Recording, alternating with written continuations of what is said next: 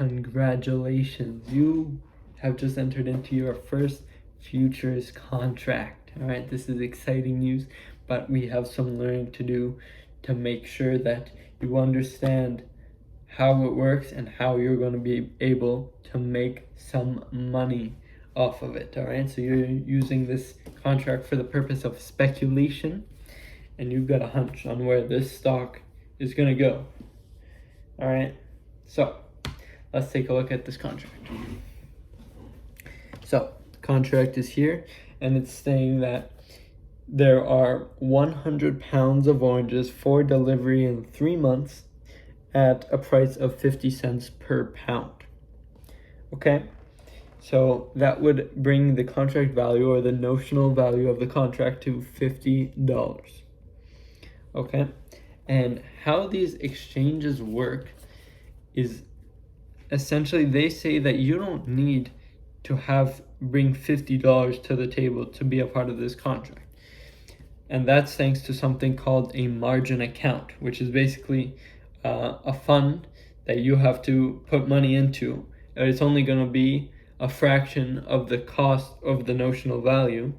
So that's kind of your fund, and that can fluctuate up and down depending on the way the contract value moves.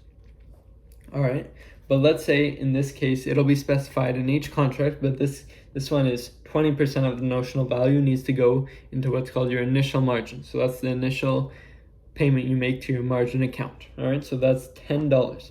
So both investors are going to put up $10, and now you're able to enter in this position, and you have this contract that's worth $50, but you've only put in $10. All right, so that's kind of how the leverage works with futures, and it is different than if you were to use leverage in stocks.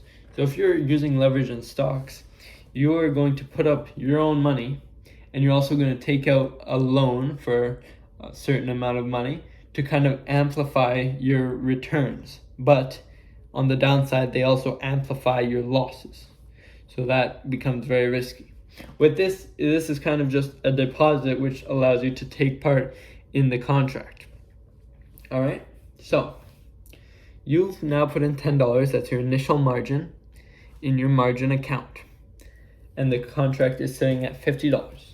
Now we're going to fast forward 1 month, and after 1 month the contract value has gone up, because these are, remember, standardized contracts. So now in 1 month those contracts are trading at $52. All right, now if I'm the buyer, I've agreed to buy these oranges at $50, and now they're selling at $52. So I'm pretty happy, because if I were to resell them after 1 month, if I were to buy them after 1 month and resell them, I could make a profit. From the seller, on the other hand, I'm not too happy, because I've agreed to sell them for $50, and now they're going at $52. All right. So what the futures exchanges do is something called mark to market, and what that is they're going to go ahead and change the contract to say, okay, well, we'll make it so that the notional value is 52, but the margin accounts are going to change a little bit.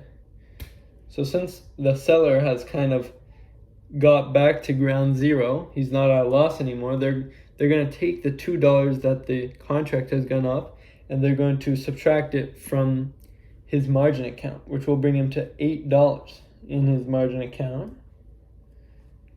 And it will kind of be the opposite for the other investor. His will go up $2. So in reality, nothing has changed. The $2 profit that was made from the change in the contract value has been added here and has been subtracted there. Now, another important, so that's mark to market. And there is another important concept when we're talking about margin accounts specifically, and that's the maintenance margin. All right, so we spoke about initial margin is the initial amount that you have to put in. maintenance margin is going to be lower than the initial margin. And at that point, if your margin account goes down and hits that maintenance margin, you're going to receive a margin call, and they're going to ask you to get your margin account back up to the initial margin, or else your position will be terminated. So it can go back up if the value of the contract, for example, let's say in investors one case, the contract value goes up again by $3, and your maintenance margin is $5. So you would be hitting your maintenance margin. The only way you can stay in your position is if you add $5 more to get back to your initial margin, or if the value drops by $10 and goes up and allows you to get back to your initial margin once again. All right, so that is, I think, okay, yes, and that leads me to my last point. If you couldn't already tell, the investors of futures contracts are they're not really concerned about the delivery of the actual asset. All right, they're using this for speculation, like I said, and they're more concerned just about the fluctuations in market price than they are about the actual assets.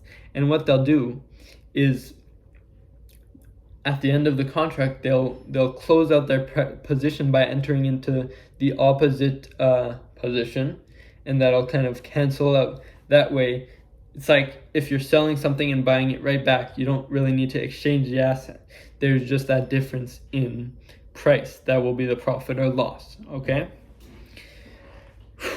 that is it. Sorry, this was a confusing video to make. I hope you understood, and now you have a better understanding about how futures works. That's the goal in the end. All right, and next video we're going to be entering either into swaps or into options. I haven't decided yet, but it's kind of a little bit of a different realm. So we'll see you there. Like, comment, subscribe, whatever, and we'll be right back with more videos. Oh yeah.